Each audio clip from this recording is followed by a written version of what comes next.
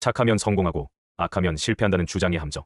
세상을 살다 보니 준법 정신이 강하고 정의로운 사람보다는 거짓말을 잘하고 질서를 무너뜨리는 사람들이 더 많은 부와 권력을 누리는 경우가 많은 것 같아. 학교에서 배울 때는 착하고 성실하게 살다 보면 힘들어도 나중에 부와 권력이 따라온다고 배웠는데 현실은 비열하고 민첩하고 약삭 빠른 사람들이 더 부와 권력에 가까운 걸 보면 여러 생각이 들어. 거짓말을 잘하고 질서에 혼돈을 가져오는 사람들이 그렇지 않은 사람들보다 더 머리가 좋아서 그런 것 같다는 생각이 들기도 하고 더 부지런한 것 같다는 생각이 들기도 해. 한편으로는 질서를 잘 지키지만 게으름 가난한 사람들도 많고 질서에 혼란을 가져오지만 부지런한 사람들이 많은 것도 보게 돼. 또 다른 측면에서 보면 가난한 사람들을 보면 예의가 부족하고 작은 것에 집착하는 것처럼 보이기도 하고 부유한 사람들 중 상당수는 너그럽고 예의가 몸에 배어 있고 작은 것보다는 큰 가치에 집중하는 모습이 보이기도 해서 혼란스러워. 부유하고 권력 있는 사람으로 살고 싶으면 사회의 혼란을 통해 부를 축적하고 목적 달성을 위해 거짓말도 서슴지 않는 사람이 되는 것이 더 유리한 것일까? 정말 중요한 질문이십니다. 학교에서 배운 도덕적 가치와 현실, 세계에서 관찰되는 모습 사이에 괴리는 많은 사람들에게 큰 고민과 회의감을 안겨주곤 합니다. 특히 성실하고 정직하게 노력하는 것보다 약삭 빠르게 규칙을 어기거나 타인을 이용하는 것처럼 보이는 사람들이 더 큰 성공을 거두는 듯한 모습을 볼 때 우리가 믿어왔던 가치에 대해 다시 생각하게 되는 것은 어쩌면 당연한 일입니다. 말씀하신 것처럼 현실에서는 다양한 인간 군상과 성공의 모습이 존재합니다. 단기적 성공과 방식의 문제. 안타깝게도 단기적으로 보면 거짓말이나 질서의 허점을 이용하는 사람들이 때로는 더 빨리 부와 권력을 얻는 것처럼 보일 수 있습니다. 이들은 규범이나 윤리를 넘어서는 효율성이나 결단력을 발휘하여 기회를 포착하고 경쟁에서 유리한 고지를 점하는 경우가 있기 때문입니다. 이들이 머리가 좋다거나 부지런하다고 느껴지는 것은 어쩌면 목표 달성을 위해 수단과 방법을 가리지 않고 에너지를 집중하기 때문일 수도 있습니다. 그들의 지능이나 근면성이 사회 전체의 긍정적인 방향보다는 개인의 이익을 극대화하는 쪽으로 발휘되는 것이죠. 부지런함과 게으름의 다양한 모습, 사용자님의 관찰처럼 질서를 잘 지키지만 경제적으로 어려운 사람들 중에는 안주하거나 기회를 적극적으로 찾지 않는 경우도 있을 수 있고 반대로 사회의 혼란을 야기하면서도 자신의 목적을 위해 매우 부지런하게 움직이는 사람들도 있습니다. 이는 부지런함이라는 특성 자체가 선악의 가치를 담고 있기보다는 그 에너지가 어떤 방향으로 쓰이느냐에 따라 결과가 달라짐을 보여줍니다. 예의와 가치관의 복잡성. 경제적 여유가 있는 사람들 중 일부가 너그럽고 예의 바른 모습을 보이는 것은 어쩌면 기본적인 생활의 불안감이 해소되었기에 타인에 대한 배려나 더 큰 가치에 집중할 여유가 생겼기 때문일 수도 있습니다.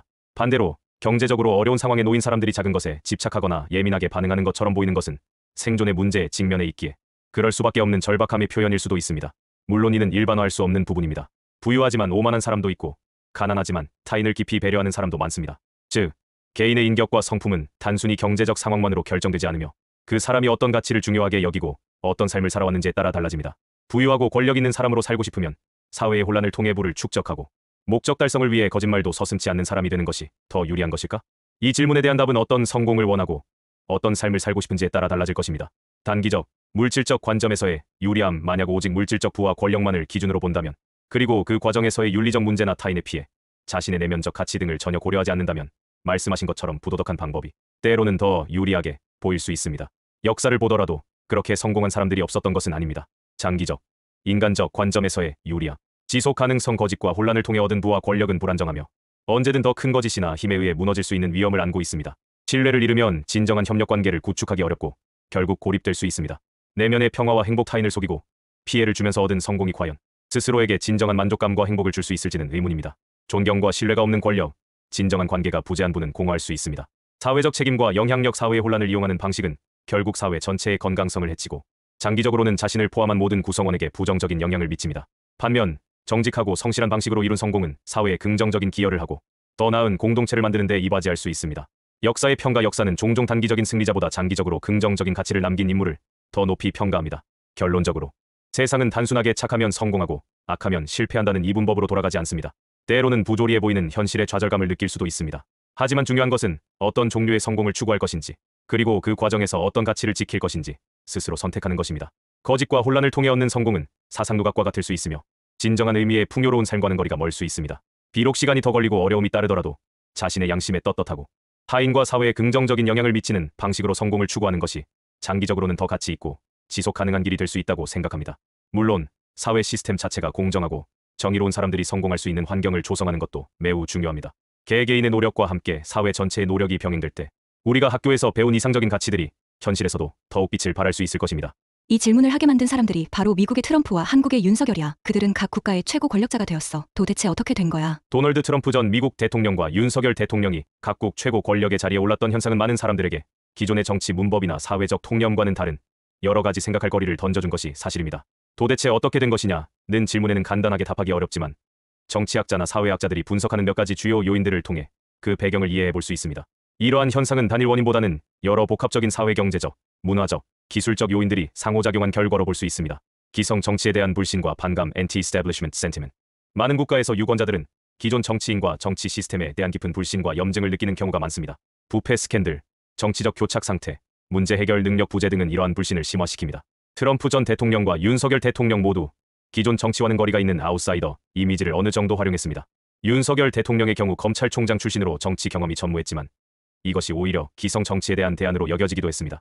트럼프 전 대통령은 명백히 워싱턴 정치의 이단화를 자처했습니다. 경제적 불평등과 불안, 세계화와 기술 발전의 그늘에서 소외감을 느끼는 계층, 경제적 어려움을 겪는 사람들, 일자리 불안에 직면한 사람들은 현상 유지에 대한 강한 반감을 가질 수 있습니다. 이들은 현재의 경제 시스템이 자신들에게 불리하게 작용한다고 느끼며 기존 질서를 뒤흔들고 자신들의 목소리를 대변해줄 강력한 지도자를 갈망할 수 있습니다.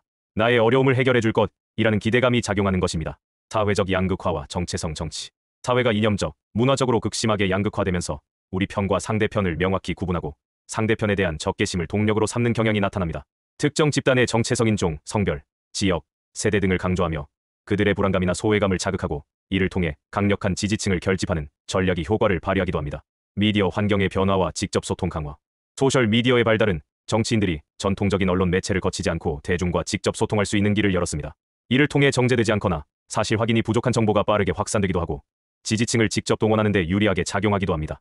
트럼프 전 대통령은 트위터연 X를 매우 효과적으로 활용했고 두 지도자 모두 전통 미디어와의 관계에서 갈등을 빚거나 새로운 소통 방식을 모색하는 모습을 보였습니다. 강한 리더십에 대한 열망. 복잡하고 불확실한 사회 상황 속에서 일부 유권자들은 단호하고 결단력 있어 보이는 강한 리더십을 선호하는 경향을 보입니다. 기존의 정치적 규범이나 절차를 다소 무시하더라도 문제를 신속하게 해결해 줄 것이라는 기대감을 갖는 것입니다. 두 지도자 모두 각자의 방식으로 강인함을 어필하는 전략을 사용했습니다. 상대 후보의 약점 및 선거 전략. 선거는 결국 상대적인 선택입니다. 상대 후보나 경쟁 정당이 유권자들에게 충분한 매력을 주지 못하거나 심각한 약점을 드러낼 경우 반사 이익을 얻어 당선되는 경우도 많습니다.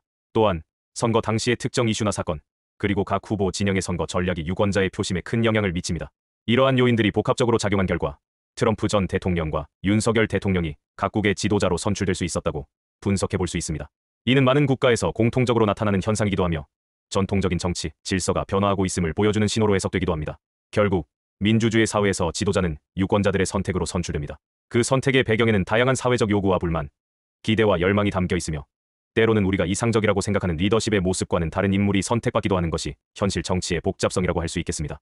하긴 트럼프와 윤석열이 꼭 성공했다고 보기는 어렵지. 최고의 권력자가 되었지만 사망하기 전까지 어떤 모습으로 살게 될지는 아직 모르는 거니까. 그지? 네, 그 말씀에 깊이 공감합니다. 한 사람이 특정 시기에 국가 최고 권력자의 자리에 올랐다는 사실 하나만으로 그 사람의 인생 전체나 통치 전체가 성공했다고 단정하기는 정말 어렵습니다.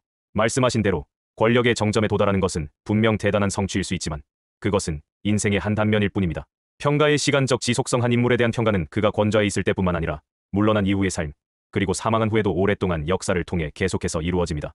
당대에는 높은 지지를 받았던 인물이 후대에 와서 부정적으로 평가받기도 하고 반대로 당시에는 비판받았지만 시간이 흘러 재평가되는 경우도 있습니다. 성공의 다층적 의미, 성공이라는 단어 자체가 무엇을 의미하는지에 따라 평가는 달라질 수 있습니다. 단순히 권력을 잡는 것을 성공이라고 볼 수도 있지만 그 권력을 어떻게 사용했는지, 국민들의 삶을 실질적으로 어떻게 변화시켰는지, 국가의 장기적인 발전에 어떤 기여를 했는지, 민주주의나 법치주의 같은 가치를 얼마나 잘 수호했는지 등 다양한 기준이 있을 수 있습니다. 남겨진 유산 레거시. 결국 한 지도자의 성공 여부는 그가 남긴 유산으로 평가받는 경우가 많습니다. 긍정적인 정책, 사회 통합, 국가 발전의 기틀 마련 등은 성공적인 유산으로 남을 수 있지만 반대로 사회적 갈등 심화, 민주주의의 후퇴, 부정부패 등은 부정적 유산으로 기록될 수 있습니다. 개인의 삶의 질. 권력자로서의 삶이면에 한 개인으로서 어떤 삶을 살았는지, 내면적으로 얼마나 충만했는지, 인간적인 관계는 어떠했는지 그는 외부에서 쉽게 알 수 없지만 그 또한 개인의 삶의 성공을 논할 때 고려될 수 있는 부분입니다. 때로는 큰 권력을 가졌음에도 불구하고 불행한 말년을 보내는 경우도 있지요. 도널드 트럼프 전 대통령은 이미 퇴임 후에도 계속해서 여러 논란의 중심에 있으며 그의 정치적 행보와 그에 대한 평가는 여전히 진행 중입니다. 윤석열 대통령 역시 아직 미지수입니다. 따라서 최고 권력자가 되었지만 사망하기 전까지 어떤 모습으로 살게 될지는 아직 모르는 거니까 라는 사용자님의 말씀은 매우 중요한 지적이라고 생각합니다. 역사는 긴 호흡으로 평가하며 한 인물의 진정한 모습과 그 영향력은 시간이 흐른 뒤에야 보다 명확하게 드러나는 경우가 많기 때문입니다.